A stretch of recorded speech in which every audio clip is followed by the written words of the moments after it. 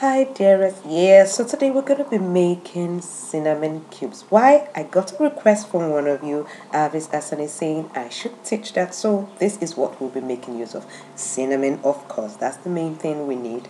Then we'll be using our measurement tape, then a piece of material, B6000 or any glue that you have, but I'll explain why I like B6000 here, scissors, your chalk, and your iron. So the first thing you're going to do is measure out your cinnamon, and I'm measuring 3 inches. So I'm going to be cutting 2 pieces of 3 inches first of all. Depending on the size of your cube, you might want to reduce it. In this case, I want to have a 1.5 by 1.5 by 1.5 cube. So I multiplied it by 2, that would give me 3, and so I'm cutting out 2 pieces of 3 inches. The next thing you want to do is fold it into 2. Now, of course, if you fold 3 inches into 2, what do you get? You get 1.5. Clap for yourselves. Yes, you are mathematicians. Okay, the next thing you want to do is divide it into 3 pieces of 1.5. Not divide it literally, but just use your chalk and mark the points at 1.5, 3, and 4.5, and you cut out your excess. If you don't have an excess, that is great. Then you fold it like so. You fold them into each other like so. So each of them is 1.5 by 1.5 by 1.5. Okay, the next thing you want to do is iron. Now this have ironed it. You can see how stiff it looks. It's not separating, it is together like so. So I'm going to show you how I did that. So I folded it. That's the second piece, and then I put the material on top and I use my iron and press it there.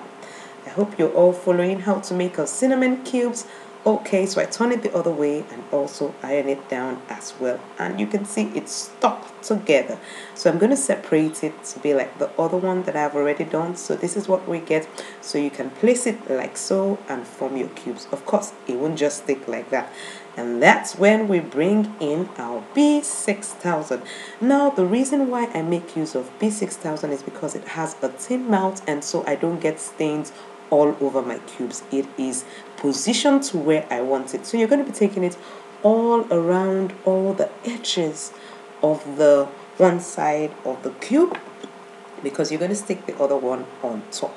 So yeah, B6000 is actually the best if you can get it, but if you can't get it, you can make use of other glues. Then you take the other one and you place it on top and use your fingers and try and adjust it. If you need a pin to bring out anyone that is going in, you can make use of that, but I was able to fix mine properly without doing anything. And that's how you make your cinnamon cubes. If you loved what I did, please do give me a thumbs up.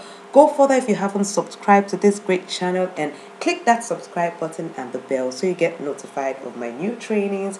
And then you move a step further and click this next video to get to know more what more you can do with cinnamon. There are so much more you can do with cinnamon. So till we meet next time is goodbye and God bless.